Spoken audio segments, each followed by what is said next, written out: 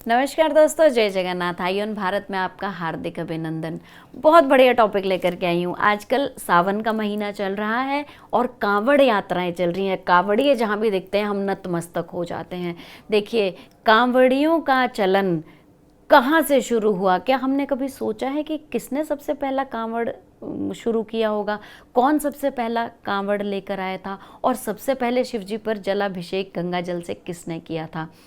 हम लोग कांवड़ियों को देखते हैं, उनके लिए सेवा भाव आता है, उनकी मेहनत दिखती है, सारा टाइम वो नंगे पैर चलते हैं और इनका एक रूल है कि कांवड़ इनके हाथ से ज़मीन पे ये नहीं रखते। इन्होंने पानी भरा और उसको कंधे पर उठा कर लाते हैं। लेकिन मैं आपको ये बताना चाहती हूँ कि कांवड़ सबसे पहले कहाँ से शुरू हुआ था और सबसे पहले शिव पर जलाभिषेक किसने किया था। क्योंकि ये महीना ही हमारा त्योहारों से भरा हुआ है और शिव से रिलेटेड है, तो मैं ये स्टोरी आपको ज़रूर बताना चाह रही हूँ। राजा सहस्त्रबाहु ऋषि से मिलने गए और अपनी पूरी सेना को साथ लेकर गए। ऋषि जमदग्नि जो परशुराम के पिता थे, उनका बहुत अच्छी तरह से ऋषि ने आदर सत्कार किया। उनकी सेवा में किसी भी तरह की कोई कमी नहीं आने दी। सहस्त्रबाहु ने ऋषि के आदर का बहुत सम्मान किया और सत्कार से बहुत प्रसन्न हुए।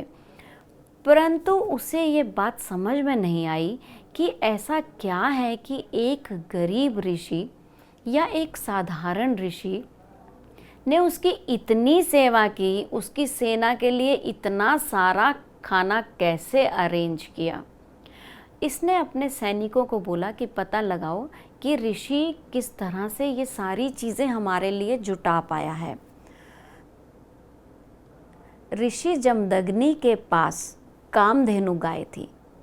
ये सैनिकों ने पता लगाया, नाम की ही दिव्य गाय है कामधेनु, जो हमारी हर इच्छा को पूरा करती है, जो मांगो वो प्रदान करती है। तो ऋषि जमदग्नि के पास ये कामधेनु गाय है, ये जो मांगते हैं वो ये पूरा करती है। जब राजा को ये बात पता लगी तो इन्होंने कामधेनु गाय को पाना चाहा और ऋषि जमदग्नि से बात की कि इस तरह से बात की कि मैं ये गाय अपने पास ले जाऊं, क्योंकि राजा के मन में लालच उत्पन्न हो गया था। ऐसी चीज़ तो सबको ही चाहिए, कामधेनु गाय। आज घरों में वास्तु के प्रयोग में कामधेनु गाय रखी जाती है, तो ऐसी गाय सबको चाहिए जो इच्छा पूर्ति करे। लेकिन ऋषि ने माफ़ी मांगी और कहा कि प्रभु, मैं ये गाय आपको नहीं दे सकता हूँ। जब ऋषि ने गाय देने से मना कर दिया तो इस पर सहस्त्रबाहु को बहुत गुस्सा आया। उसने इस गाय को प्राप्त करने के लिए ऋषि की हत्या कर दी। जब ये खबर जमदग्नि के बेटे परशुराम को पता लगी, तो परशुराम का तो सबको ही पता है किस तरह का व्यवहार था कि उनके पिता की हत्या कर दी गई है और एक कामधेनु गाय को अपने साथ ले गया। वो इस गाय को प्राप्त करने के लिए उसने मेरे पिता की हत्या कर दी। वो बहुत क्रोधित हो गए। उन्होंने सहस्त्रबाहु के सभी भुजाओं को काट दिया। बाहु का मतलब ही है कि उनकी बहुत सारी बाहें थी। सहस्त्रबाहु, सभी बाहों को काट दिया और उनकी हत्या कर डाली। बाद में परशुराम ने तपस्या से खूब तपस्या की और तपस्या के प्रभाव से अपने पिता जमदग्नि को पुनः जीवन दान दिया। उन्होंने पुनः जीवित किया अपनी तपस्या से अपने पिता को। जब ऋषि को ये बात पता चली कि परशुराम ने सहस्त्रबाहु की हत्या कर दी है, तो उन्होंने इसके पश्चाताप के लिए परशुराम को कुछ आदेश दिया। उन्होंने कहा, भगवान शिवजी का तुम्हें जलाभिषेक करना है, और सारा नियम उन्होंने बताया जो आज कांवड़िए फॉलो कर रहे हैं। तब परशुराम अपने पिता की आज्ञा से उनको आज्ञा ली और आगे बढ़ा।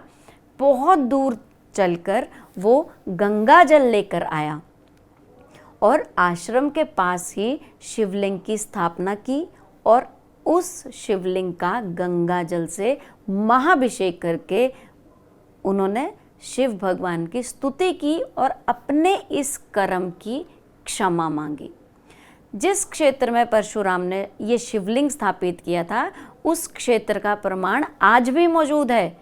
ये क्षेत्र उत्तर प्रदेश में आता है तथा पुरा महादेव के नाम से ये जाना जाता है।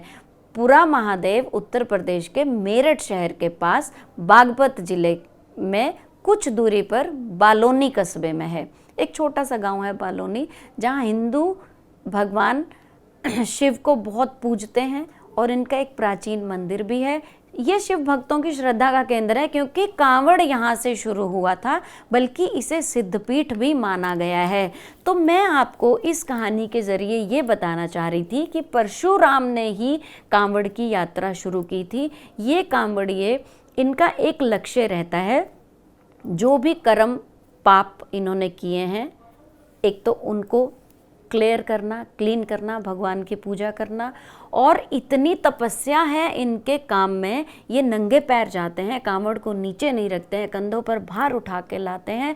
ये पूरे साल के लिए अपने आप को फिजिकली रेडी करते हैं कि कोई भी संघर्ष, कोई भी स्ट्रगल, कोई भी हर्डल मेरी लाइफ में आए तो मैं इसको पार कर सकता हूँ। क्योंकि अगर मैं इतनी दूर यात्रा करके जल लाकर शिव जी को अभिषेक कर सकता हूँ तो ये इनकी शिव के प्रति, भगवान के प्रति भावना भी दर्शाता है।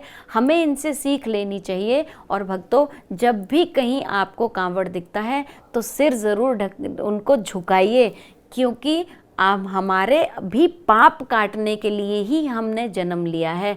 तो कुछ ऐसा कार्य करते रहें, रोज क्षमा प्रार्थी रहें कि मैंने जो किसी के साथ बुरा किया है, हे भगवान मेरे पाप कटें। और जिसने मेरे साथ बुरा किया है मैं उसको क्षमा करता हूँ और मैं अपने पापों के लिए क्षमा मांगता हूँ। और शिव भगवान का दर्शन सावन महीने में ही नहीं, पूरा साल कीजिए, आपका हर्डल्स जो हैं वो दूर होते रहेंगे। आशा करती हूँ ये स्टोरी आपको बहुत अच्छी लगी हो और काल्पनिक नहीं है, दंत कथा नहीं है। आप ये सिद्धपीठ में जाकर पता कर सकते हैं। तो बहुत जल्दी अगले वीडियो में मिलती हूँ। खुश रहिए, मस्त रहिए, व्यस्त रहिए। जय जगन्नाथ।